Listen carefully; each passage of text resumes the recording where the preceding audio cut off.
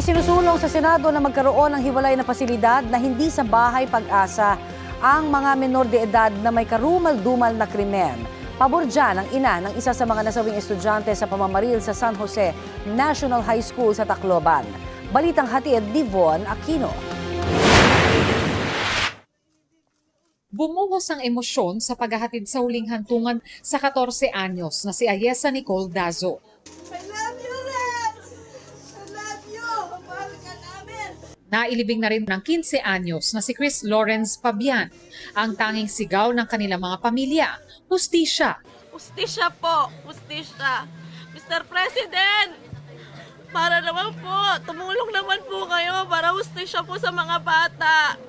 Sina Ayesa at Chris Lawrence ang dalawa sa tatlong nasawi sa walang habas na pamamaril sa San Jose National High School sa Tacloban City noong June 22. Krimeng gumimbal sa buong bansa, lalo't ang mga namaril, mga estudyante rin na edad 14 at 15 lang. Humarap sa pagdinig ng Senate Committee on Women, Children, Family Relations and Gender Equality ang ina ng isa pang nasawi na si Joyan C. Separa. Hiling niya, babaan ang edad ng kriminal na pananagutan at sana raw mapatawan ng mas mabigat na parusa. Yung bata na yan, nakamatay yan eh. Nakamatay yan. Nakamatay yan ang tao. So ano, ibababahay pag-asa lang yun? Sa ilalim ng batas, ang 14 anyos na namaril na si alias Nash, walang pananagutang kriminal base na rin sa kanyang edad. So paano yan? Isa sa, ano lang yan, sa bahay pag-asa? Pwede naman siguro. I agree. Yung sinabi ni Tolfo, I agree po. Yung sinabi niya, pwede naman siyang makulong doon sa ibang pasilidad na pwede sa kanilang edad para din nila maramdaman yung sakit, yung parusa na karapat-dapat sa kanila eh. Disiplinahin din sila. Ang tinutukoy ng ina ni Joyan C. ay ang panukala ni Senador Raffy Tulfo na amyendahan ng batas para magkaroon ng hiwalay na pasilidad para sa mga menor de edad na nakagawa ng karumal-dumal na krimen. Bagamat hindi sila dapat isama sa regular na kulungan, hindi rin daw sila dapat nakahalo sa ibang bata sa bahay pag-asa. What I saw in the US, juvenile detention center, na talagang kulungan. May mga selda. Bawat bata pagdating sa gabi, nandun sila sa kanilang selda to make them feel na sila ay nasa facility na para gampanan yung parusa na ipinataw sa kanila. Sa unang pagkakataon, humarap sa publiko ang tiyahing pulis ni alias Nash.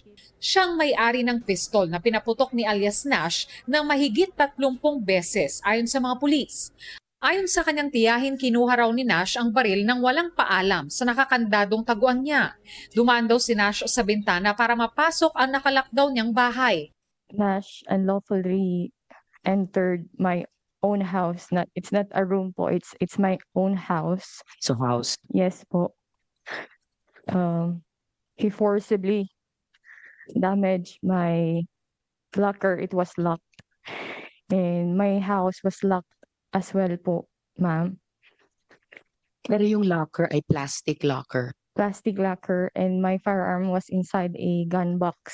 The locker was as well locked po. And I am only the one who had possession of the keys to my house. Tinanong din siya tungkol sa napabalitang dinala niya sa firing range ang batang pamangkin. I only bring him once. You brought him just once. Just once. Bakit? Anong reason? Ba't nyo siya dinala sa firing range para turuan na mag-firing? Anong dahilan? He usually told me that he wanted to be a police officer like me. He looked up on me. Yun po, he wanted to be a police officer, and he was asking if I could bring him sa firing range. Ayon pa sa tiyahing pulis, napansin daw niyang nag-iba ang kanyang pamangkin nang magbinata na. Yung napapansin ko po kay Nash is masyadong mahaba ang oras niya sa cellphone. He is introvert, more or most of the time hindi siya nakikipag-usap. Gusto lang niyang mapag-isa. Nung siguro nag-puberty na po siya, doon siya nag-start na magkaroon ng sarili niyang mundo. Nasampahan na naman ang reklamong murder ang isa pang menor de edad na si alias Ron, 15 anyos. Sinubukan daw ng Senate Committee na imbitahan din ang kanyang pamilya sa pagdinig pero hindi sila matuntun. Umarap din sa komite ang ilan pang magulang at kaanak ng mga namatay at nasugatan sa pamamaril. Ang isa raw sa mga binaril ni Nash, kanyang best friend na sugatan din at nasa ospital pa. Si Nash, nasa likod na pala ng classroom nila. Papatayo pa lang siya, binaril siya, doon siya binaril, nakatalikod siya. Ayon kay Committee Chair Risa Hontiveros, layon ng pagdinig na makahanap ng solusyon para hindi na maulit ang nangyari sa Tacloban. Paglilinaw niya, hindi siya tutol sa online o video games. Malinaw po sa akin, hindi games o gaming community ang kalaban. Tungkol ito sa mga panganib na pwedeng kaharapin ng mga bata habang naglalaro at nakikipag-usap online. Nagbabala si Hontiveros at ang mga eksperto tungkol sa 764, isang international network na nagsusulong umano ng karahasan at extremism sa social media at gaming platforms. Posibleng na-impluwensyahan daw nito ang mga menor de edad. May indikasyon din daw na may adult groomer ang mga menor de edad base sa pagsusuri sa Facebook account na pinaniniwalaan kay alias Nash. Pakay ng mga groomer na makuha ang loob ng mga bata online para mamanipulate sila. Pagkatapos ng barilan, nag-post ng comments sa page na ito ang tila mga miyembro ng parehong grupo. Makikita ang sinasabi ng mga miyembro ng grupo na sumusuporta sa ginagawa niya. Sa comment ng isang Sedik Riazanov, sinabi, na-edit na kita boy sa TikTok.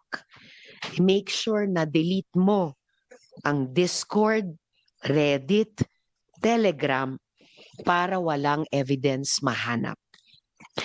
Itong Sedik Riazanov rin ang pinaghihinalaang adult groomer ng mga batang ito. Ayon sa ilang eksperto at advocates, may palatandaang may mga dayuhan na nagpapakalat sa Pilipinas ng nihilistic violent extremism o yung galit sa lipunan, nagtutulak ng pagsasagawa ng kaguluhan at iba pa. Nagiging daan daw ang online games at social media para makarecruit sila ng kabataan.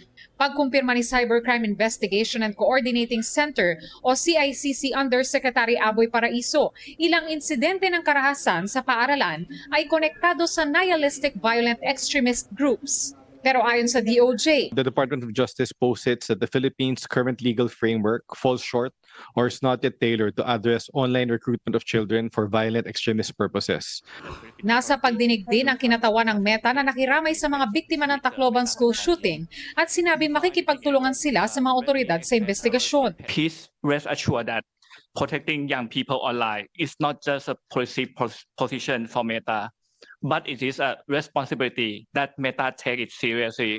Sabi naman ng kinatawan ng TikTok, zero tolerance sila pagdating sa violent extremism, youth exploitation at child abuse.